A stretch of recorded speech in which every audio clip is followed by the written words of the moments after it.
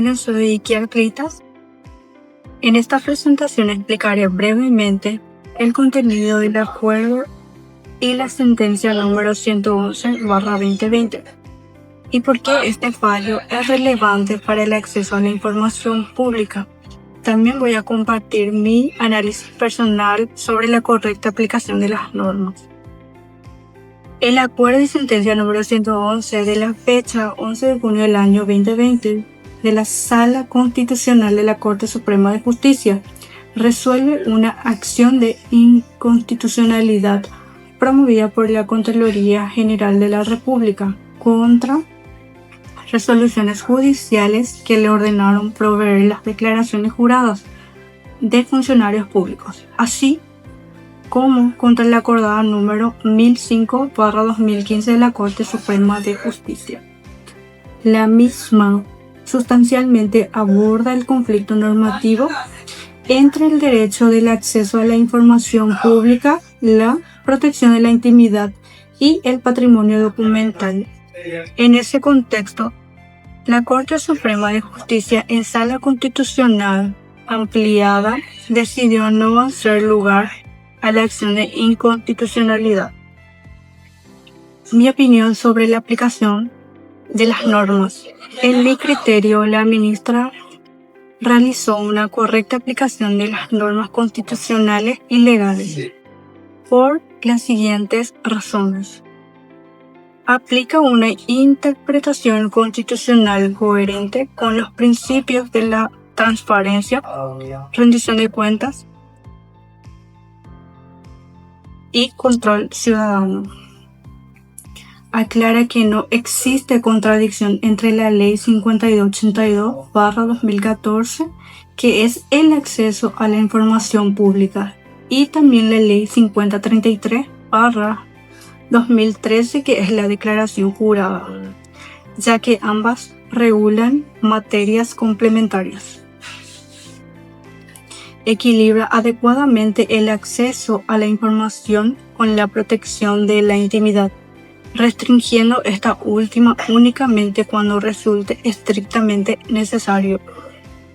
Su razonamiento es compatible con los estándares internacionales de lucha contra la corrupción que promueven mayor apertura y control sobre el patrimonio de los funcionarios públicos. Mi nombre es Natalia Guadalupe Jiménez Franco. Le voy a estar hablando sobre la postura de la ministra María Mercedes Bullormini Palumbo. La ministra emitió un voto en disidencia sobre la decisión mayoritaria que declaró la publicidad plena de las declaraciones juradas de los bienes de los funcionarios públicos. Su postura se centra en proteger el equilibrio entre dos derechos de igual jerarquía constitucional, que sería el derecho de acceso a la información pública y el derecho a la intimidad y privacidad personal. Ella sostiene que, si bien los funcionarios públicos están sometidos al escrutinio ciudadano, no toda la información contenida en las declaraciones juradas debe hacerse pública de forma automática, pues ello puede vulnerar datos sensibles o reservados, por ejemplo, datos financieros específicos u otros elementos amparados por secreto bancario o por la esfera privada de la persona.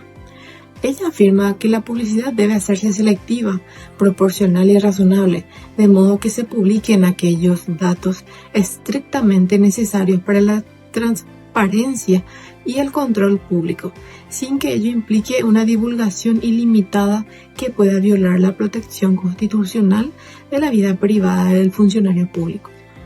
La ministra María Mercedes fundamentó su disidencia invocando principalmente normas constitucionales, el artículo 33 del derecho a la intimidad, el artículo 36 del derecho a la inviolabilidad de documentos y comunicaciones, el artículo 45 de los derechos implícitos, el artículo 28 del derecho a la información, el artículo 47 de igualdad de derecho.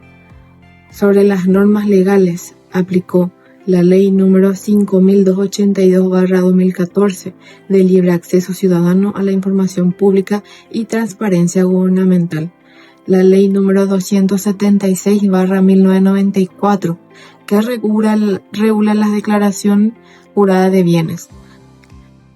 En mi opinión, la ministra María Mercedes Bullormini Palumbo tiene una postura válida cuando recuerda que todos, incluso los funcionarios públicos, seguimos teniendo derecho a la privacidad. Ella busca que la información que se haga pública no invada la vida personal de nadie más de lo necesario. Esa parte me parece correcta, porque la Constitución también protege la intimidad. Sin embargo, creo que su postura se queda un poco corta frente a lo que el país necesita hoy. En Paraguay todavía hay muchos casos de corrupción y desconfianza hacia las autoridades. Y por eso la transparencia total ayuda mucho más que una transparencia limitada. Si la información sobre los bienes de los funcionarios públicos no es completamente pública, siempre existe el riesgo de que algo quede oculto o de que no haya un control real por parte de la ciudadanía. Por eso, aunque entiendo y respeto los argumentos de la ministra, considero que en este caso la decisión mayoritaria a hacer pública todas las declaraciones juradas es más útil para fortalecer la confianza, controlar mejor a los funcionarios y asegurar que quienes trabajan en el Estado lo hagan de manera honesta y sin esconder información. Buenas, mi nombre es Ruth González y voy a estar presentando brevemente lo que fue el voto del ministro Alberto Martínez Simón. En primer lugar, el ministro afirma que la declaración jurada de bienes y rentas son información pública, por lo tanto, cualquier ciudadano puede acceder a ellas. Rechaza la postura de la Contraloría, que quiso negar la presentación de dichos documentos, manifestando que estos pertenecen al patrimonio privado de las personas. Para el ministro, esto no encaja en ninguna de las excepciones de reserva. Además, sostiene que el amparo es la vía correcta para reclamar este tipo de informaciones. Explica además que no corresponde llevar el caso al contencioso administrativo, teniendo en cuenta que la Contraloría, cuando actuó de esa manera, no se encontraba actuando dentro del área administrativa, sino que directamente violó una norma constitucional. En resumen, su voto se basa en 3 ideas: la transparencia, la supremacía nacional y el derecho al ciudadano a informarse. En cuanto a mi opinión, considero que el ministro tiene una postura coherente y correcta. Prioriza un derecho fundamental consagrado en la Constitución Nacional y utiliza como herramienta al amparo, que es rápido y eficaz en estas situaciones. Principales normas en las que se basa: el artículo 28 de la Constitución Nacional, que habla del acceso a la información; el 134, que habla sobre el amparo; la ley 5282 del año 2014 con sus distintas modificatorias y la 1005 del año 2015. En definitiva, su análisis es claro y está alineado a principios democráticos y de control ciudadano. Es así que puedo concluir que el voto del ministro Alberto Martínez Simón representa una postura firme dentro del derecho constitucional. Su análisis no solamente reafirma la importancia del principio de transparencia como pilar de un derecho democrático, sino que también recuerda que el derecho a la información pública es fundamental, cuya vigencia depende de que las instituciones públicas acaten las normas constitucionales. El ministro deja en claro que la ciudadanía tiene derecho a conocer cómo actúan las autoridades y que ninguna institución puede valerse de argumentos restrictivos que limiten ese acceso.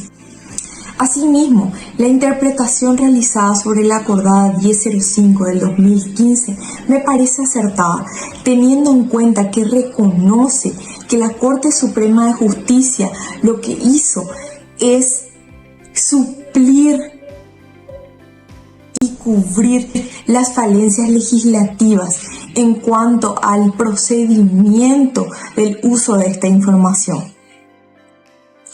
Su voto reafirma que la supremacía constitucional no es un principio abstracto, sino una guía concreta para resolver conflictos y asegurar que los derechos consagrados en nuestra Constitución tengan plena vigencia. Muchas gracias. Buenos días, mi nombre es Laura Elena González López. Me corresponde analizar el voto del ministro Manuel de Jesús Ramírez Candia dentro de la sentencia, acuerdo y sentencia número 111 de fecha 11 de junio del 2020, en relación a la acción de inconstitucionalidad planteada por la Contraloría General de la República dentro del juicio de amparo promovido por el señor Juan Carlos Flecha contra la Contraloría General de la República. En ese sentido, el ministro hace mención a que las sentencias judiciales que autorizan la publicación de las declaraciones juradas de bienes y rentas de los funcionarios públicos no son inconstitucionales, debido a que se ha cumplido con el objeto del proceso, cual es la protección de los principios y los derechos constitucionales. Asimismo, refiere que los fallos impugnados permiten efectivizar el derecho al acceso a la información por parte de la ciudadanía.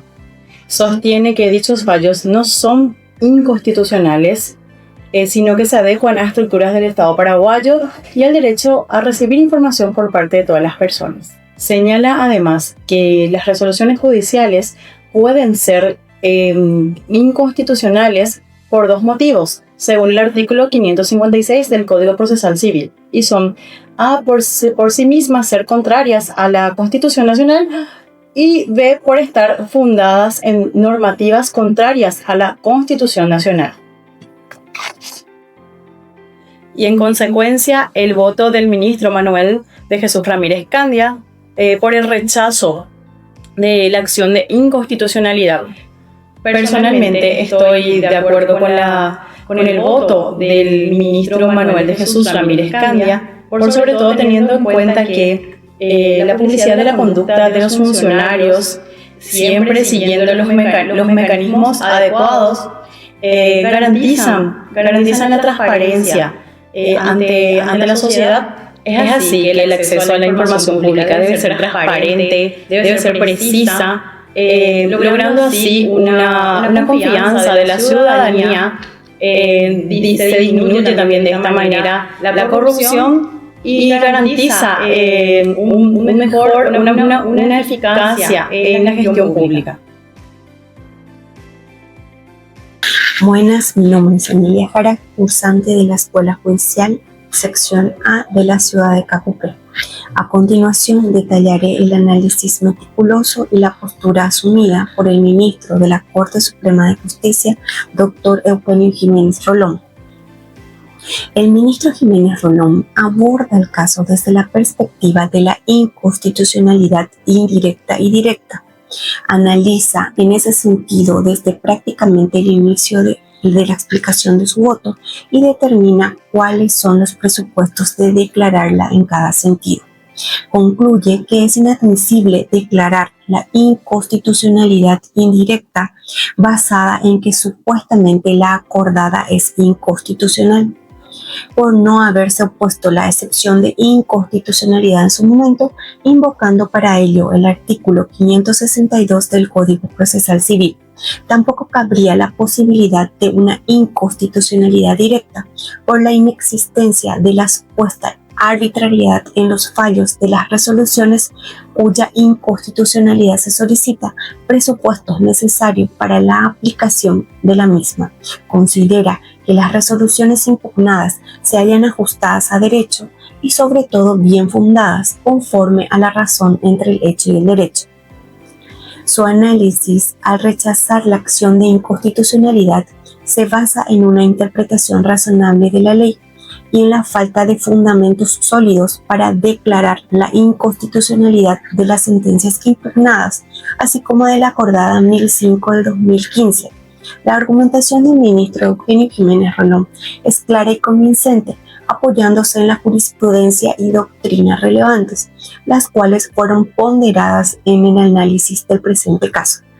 El ministro deja en claro que la Corte Suprema de Justicia no es órgano jurisdiccional de tercera instancia. En particular, se destaca la importancia de la seguridad jurídica y la estabilidad del ordenamiento jurídico, que se verían afectadas si se admitiera la acción de inconstitucionalidad sin una base sólida. Su decisión también refleja un enfoque equilibrado entre la protección de los derechos fundamentales y la necesidad de garantizar la eficacia del sistema judicial. En mi opinión sobre el voto del señor ministro Eugenio Jiménez Rolón es que se trata de una decisión bien fundamentada y ajustada a derecho. Él mismo analiza cuidadosamente las cuestiones planteadas y aplica correctamente los principios y normas jurídicas pertinentes. Utiliza doctrinas y jurisprudencias que le dan relevancia y seguridad jurídica, pondera caso por caso y explica casi hasta didácticamente el fundamento que le lleva a emitir el voto que rechaza la acción de inconstitucionalidad promovida por la Contraloría General de la República. Después de analizar el acuerdo y sentencia 111 de fecha 11 de junio de 2020, todos los miembros del grupo estamos de acuerdo en que la acción de inconstitucionalidad planteada debió ser rechazada debido a que no se han cumplido los requisitos procesales necesarios para su concesión y no se ha demostrado la vulneración de derechos constitucionales. Muchas gracias.